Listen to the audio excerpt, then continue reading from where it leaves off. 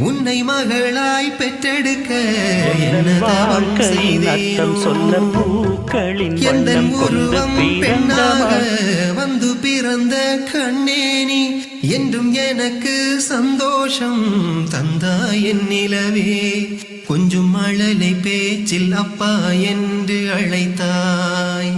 உன்னை கொஞ்சும் போது சிரிப்பினில் சிறை பிடித்தாய்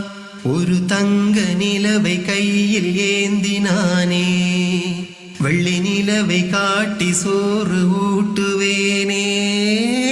தந்தையானே உன்னாலே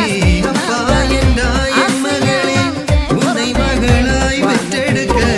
என்ன தவம் செய்தேனோ